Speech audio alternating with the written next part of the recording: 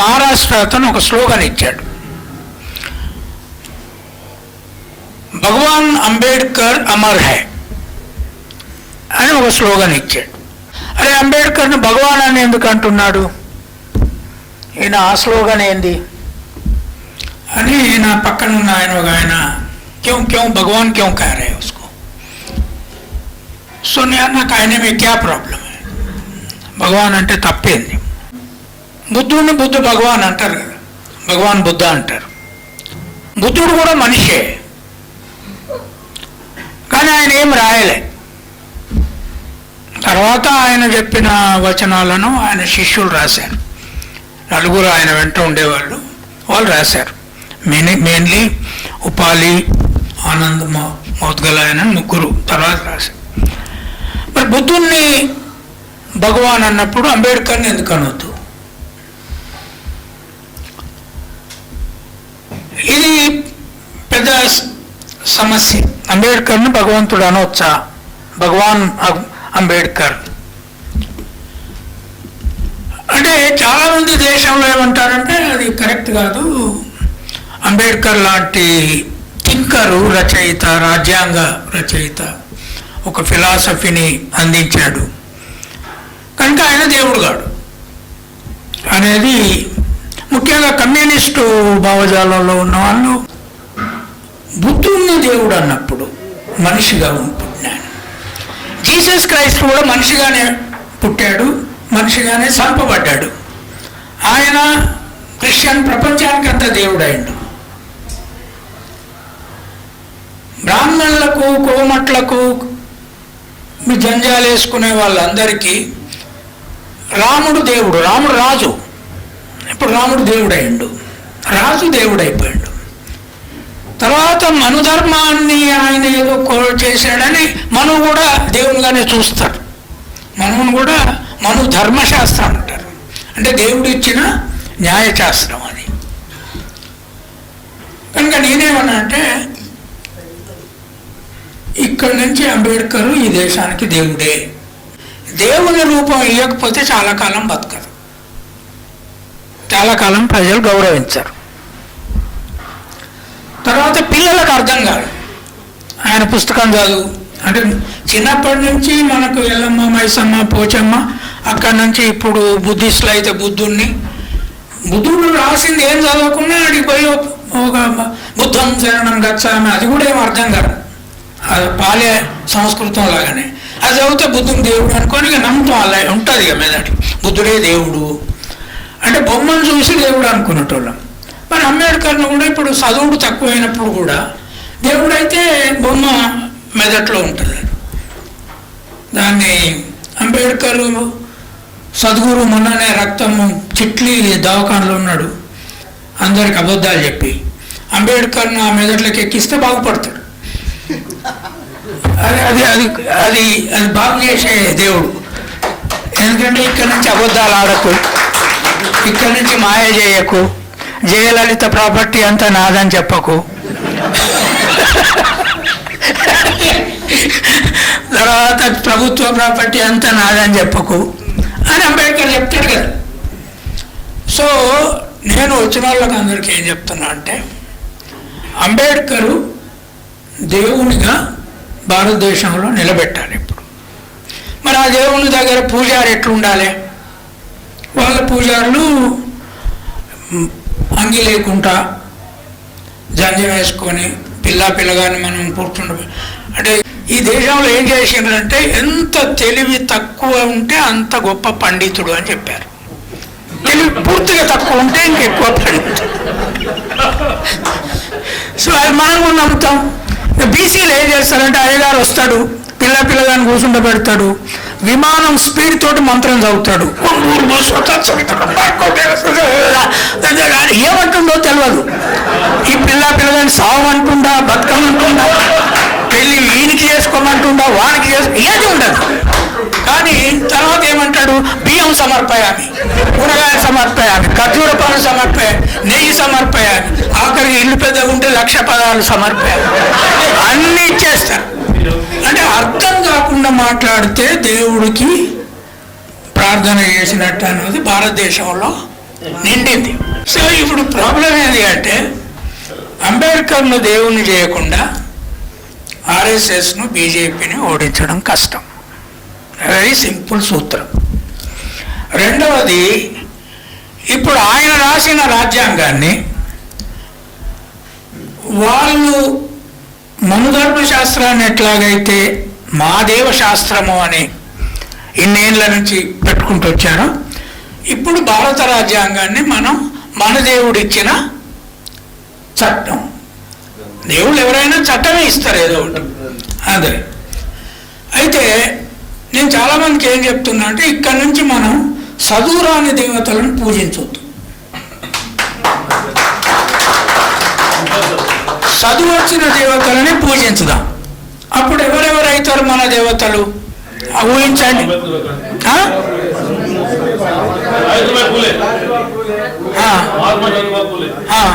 సావిత్రిబాయి పూలే కదా, అంబేద్కర్. ఓకే, ఈ ముగ్గురు దేవతలు ఇక గుళ్ళు కట్టుడు మొదలు పెట్టండి. నేను జోక్ చేయట్లేదు. గుళ్ళు కట్టుడు మొదలు పెట్టకపోతే భూమి రాదు. ఒక రాత్రి అంబేద్కర్ బొమ్మ ఒక కాడికి తీసుకుపోండి, పూలే బొమ్మ ఒక కాడికి తీసుకుపోండి, ఒక గుట్ట మీద తీసుకుపోండి, ఆ బొమ్మను మధ్యరాత్రి పాతండి, ఈడ మొలిసిండని చెప్పండి, సావిత్రిబాయి మొలిసిందని చెప్పండి.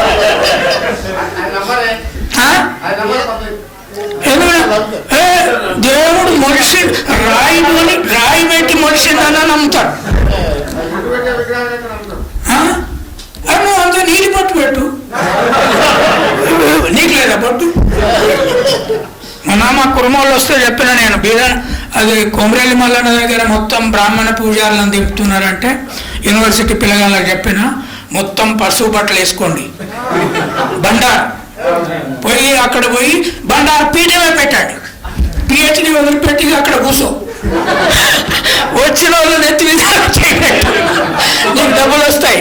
కొమరేలి మావాడు, ఇక్కడ బ్రాహ్మణులు వద్దు, చలో. పోయిన పిల్లలు పోయి బ్రాహ్మణులు పూజారు ఉండడానికి వీల్లేదు, ఇది గొల్ల కుర్మల దేవుడు, గొల్లగాసిండు ఆయన.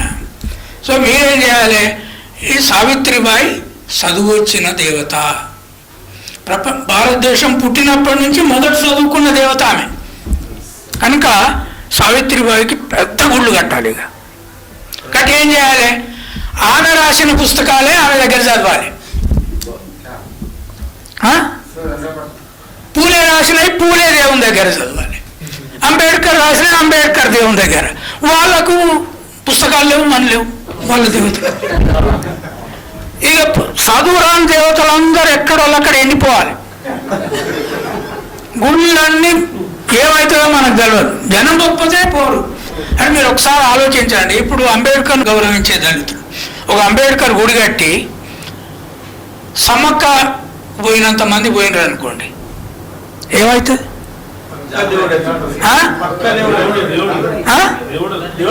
కాదు, అంతేకాదు, మొత్తం రాజకీయ పార్టీలు ఊరుకొస్తాయి. దేవుడు వదిలిపెట్టు, 10 లక్షల మంది అడిగేది కానీ తెలంగాణలో ఆంధ్రప్రదేశ్లో 10 లక్షలు లేదా? లేదా అంబేద్కర్ దేవుడు అంటే దేశమంతటి నుంచి వస్తారు కదా, అక్కడికి రోడ్లు పడతాయి, విమానాశ్రయం వస్తుంది. నేను ఏంటంటే రామ్ మందిరానికి మించిన మందిరం అంబేద్కర్ కట్టాలి.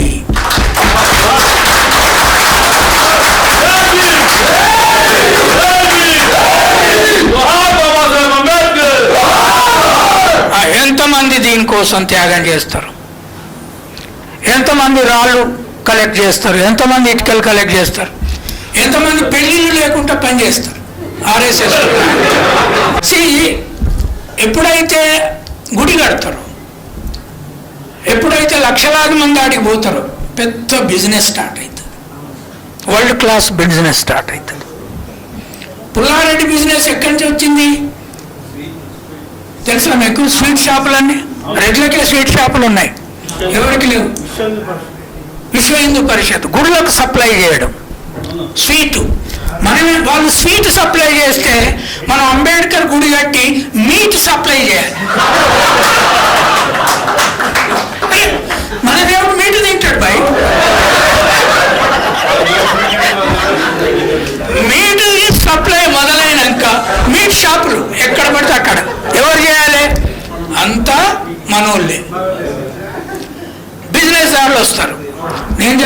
అంబేద్కర్కు 1000 గుళ్ళు భారతదేశంలో వస్తే అంబానీ అదాని దగ్గర డబ్బు ఉండదు, మీ దగ్గర ఉంటుంది.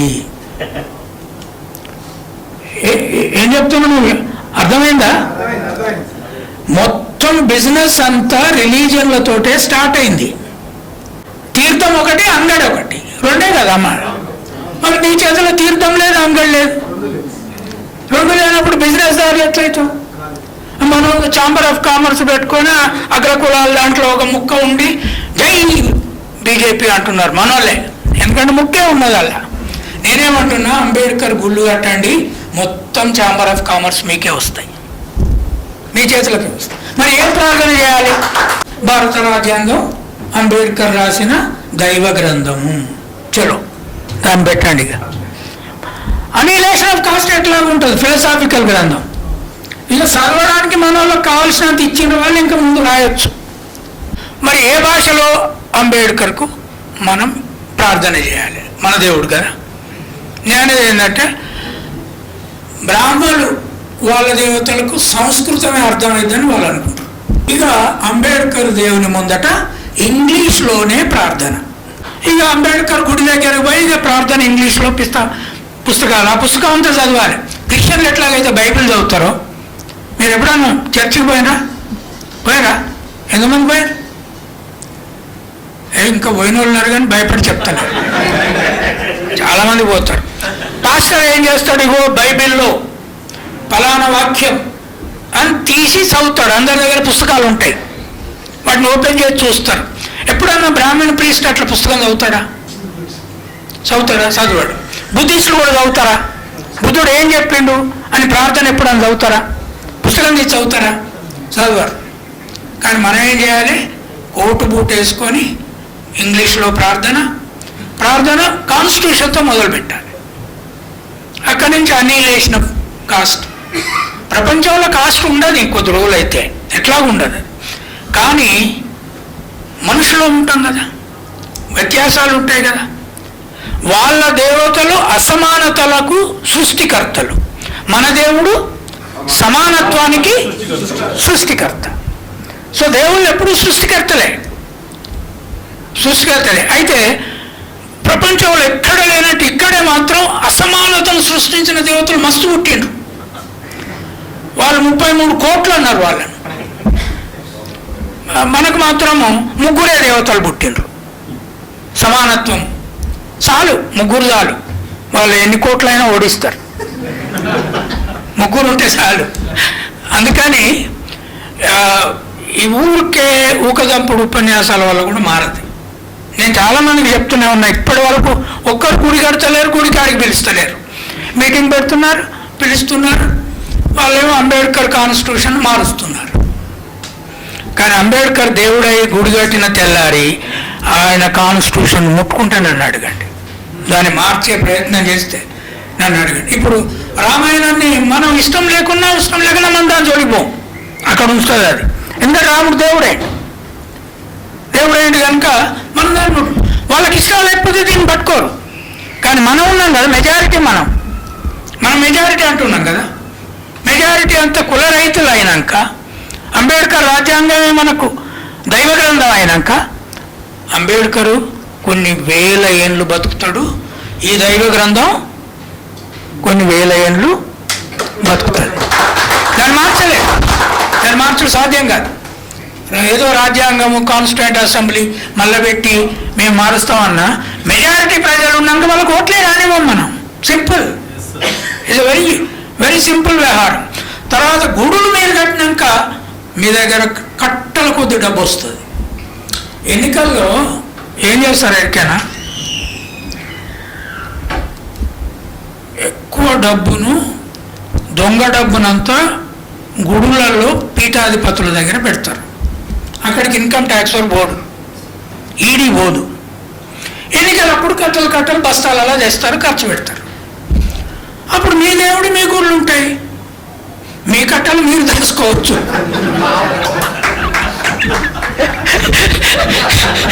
తర్వాత ఇన్కమ్ ట్యాక్స్ వానికి, ఈడీకి, తర్వాత అక్కడికి పోయి రేడ్ చేసుకోవడానికి దేవుడు అంటే భయం. దేవుడు అంటే భయం కదా, దేవుడు అంటే పెద్ద భయం. మీకు తెలుసు కదా, రోజు తిరుపతి రోజు తెల్లారంగా టీవీ న్యూస్ చూస్తారా? తిరుపతి కూడా ఆదాయం ఎంత ఉంటుంది? రోజు 5 కోట్లు ఉంటుంది. మొట్టమొదటిసారి మొన్న సీతక్క పోయింది కనుక 13 కోట్లు వచ్చినాయి సమ్మక్క లెక్కలు పెట్టినాక, కాయిన్స్ అవన్నీ. ఇక పెరుగుతుంది. మనం అంబేద్కర్ గుడి కడితే ఎన్ని కోట్లు వస్తాయో చూడండి. అక్కడ మనం గుండీలు పెట్టినాం అనుకో, అంబేద్కర్ మీరు పైసలు వేయకపోతే పట్టుకుంటాడు అంటాం అనుకో, పట్టుకొని పిసుకుతాడు అనుకో, ఇంకెక్కువ వస్తాయి. అందుకని చర్చ ఏం చేసింది అంటే, ఈ కాంగ్రిగేషన్లలోనే బిజినెస్ స్టార్ట్ అయింది. అంతకుముందు ఎక్కడో అక్కడ ఊళ్ళల్లో ఉన్నప్పుడు పెద్ద బిజినెస్ సాధ్యంగా, రిలీజనే బ్యాంకింగ్ సిస్టమ్ తయారు చేసింది. అది చాలామందికి తెలియదు. తర్వాత స్టేట్ రాజ్యానికి వచ్చింది. ఇప్పుడు మనం ఏం చేయాలి? మనకు మన బ్యాంకు లేదు, అదంతా వాళ్ళ బ్యాంకులే. అవి మన బ్యాంకులు తయారు చేయాలంటే మన రిలీజియన్ తయారు కావాలి. అక్కడే మనీ వస్తుంది. వచ్చిన తర్వాత ఏం చేస్తావు? మీకు తెలుసా, స్వాతంత్రోద్యమ కాలంలో పట్టాభి సీతారామయ్య బ్రాహ్మణు బ్యాంక్ స్టార్ట్ చేసిండు. ఆంధ్ర బ్యాంక్ ఎవరు పెట్టిండు? పట్టాభి సీతారామయ్య పెట్టిండు. అప్పుడు మన బ్యాంక్ ఈయన పెడతాడు.